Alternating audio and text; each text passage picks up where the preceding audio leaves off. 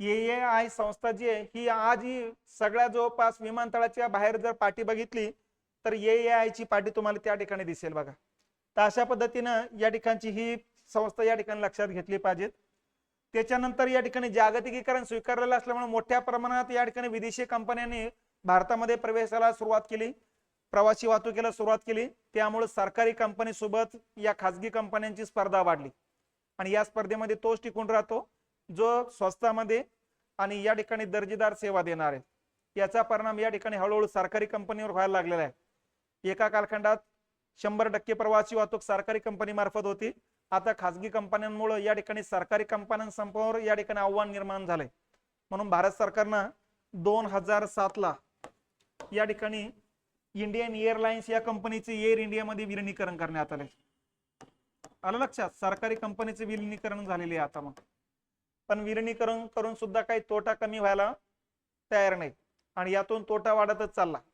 मग 2017 पासून या ठिकाणी आपण एअर इंडियाचं निर्गुंतवणुकीकरणाचा निर्णय घेतला, पण निर्गुंतवणुकीकरण काही झालंच नाही आणि 2020 नंतर मग खाजगीकरणाचा निर्णय घेतला आणि 2022 ला ही कंपनी टाटा कंपनीने घेऊन टाकली बघा. मग एअर इंडियाचं या ठिकाणी खाजगीकरण झालेले 2022 ला. आता सरकारची कंपनी राहिलेली नाही. अशा पद्धतीनं या ठिकाणी ह्या आतापर्यंतचा रेकॉर्ड लक्षात घ्यायचा. AAI संस्थेने जे विमानतळ निर्माण केली आतापर्यंत विमानतळाची संख्या 200 प्लस आहेत बघा. 200 पेक्षा अधिक विमानतळ पूर्ण भारतभरात यांनी निर्माण केलेले आहेत. मग या विमानतळापैकी 36 जे विमानतळ आहेत ही 36 आंतरराष्ट्रीय विमानतळ आहेत. इंटरनॅशनल एअरपोर्ट म्हणतो आपण त्याला. लक्षात? मग ही 36 आंतरराष्ट्रीय विमानतळ कुठली कुठली आहे ती आंतरराष्ट्रीय विमानतळ आपल्याला लक्षात घ्यावं लागणार आहे. मग यासाठी भारताचा नकाशा, कोरा नकाशा आपल्या डोळ्यासमोर आहेत बघा.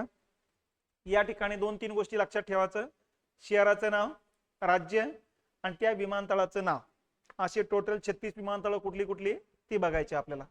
आपण असं भाग पाडू एकदा. ठीक आहे? या भागातली विमानतळ बघू, नंतर या भागातली बघू. या भागामध्ये पहिले येतं बघा श्रीनगर. श्रीनगर विमानतळ जे आहे जम्मू काश्मीर मध्ये येतं आणि याचं नाव आहे शेख उल आलम इंटरनॅशनल एअरपोर्ट. ठीक आहे? दुसऱ्या क्रमांकावर येतं अमृतसर. अमृतसर आपल्याला माहिती आहे पंजाब मधलं शहर आहे आणि या विमानतळाचं नाव आहे गुरु रामदासजी इंटरनॅशनल एअरपोर्ट. तिसऱ्या क्रमांकावर येतं चंदीगड. चंदीगड आपल्याला माहिती आहे हरियाणा आणि पंजाबची राजधानी. इथल्या विमानतळाचं नाव, शहराचंच नाव आहे चंदीगड इंटरनॅशनल एअरपोर्ट.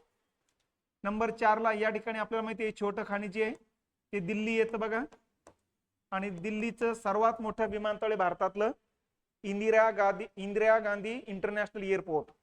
ठीक आहे? 5 नंबरला जयपूर विमानतळ येत असतं राजस्थान मध्ये. विमानतळाचं नाव जयपूर इंटरनॅशनल एअरपोर्ट, शहराचंच नाव आहे. 6 नंबरला इंदोर येत असतं मध्य प्रदेश मध्ये आणि याचं नाव आहे देवी अहिल्याबाई होळकर इंटरनॅशनल एअरपोर्ट. ठीक आहे? गुजरात मध्ये 3 विमानतळ आहेत. नंबर 1 येत असतं अहमदाबाद, सरदार वल्लभभाई पटेल इंटरनॅशनल एअरपोर्ट. त्याच्याच खाली येत असतं बडोदा इंटरनॅशनल एअरपोर्ट. त्याच्याच खाली येत असतं सुरत इंटरनॅशनल एअरपोर्ट. ते हे तिन्ही येतात गुजरातमध्ये. ठीक आहे? त्याच्यानंतर महाराष्ट्रामध्ये येत असतं मुंबई छत्रपती शिवाजी महाराज इंटरनॅशनल एअरपोर्ट. त्याच्यानंतर पुणे. ठीक आहे? Lohegaon international airport. त्याच्यानंतर येत असतं Nagpur doctor Babasaheb Ambedkar international airport. त्याच्यानंतर मग गोव्यामध्ये 2 आहेत. गोव्यामध्ये 13 नंबरचं येत असतं पणजीलाचे दोन्ही पण आहे. पणजीच्या दक्षिण भागात एक आहे, उत्तर भागात एक आहे. पणजीचं जे 13 नंबरचं येतं ते दाबोलीगम इंटरनॅशनल एअरपोर्ट आहे आणि 14 नंबरचं येतं ते मनोहर पर्रीकर इंटरनॅशनल एअरपोर्ट आहे.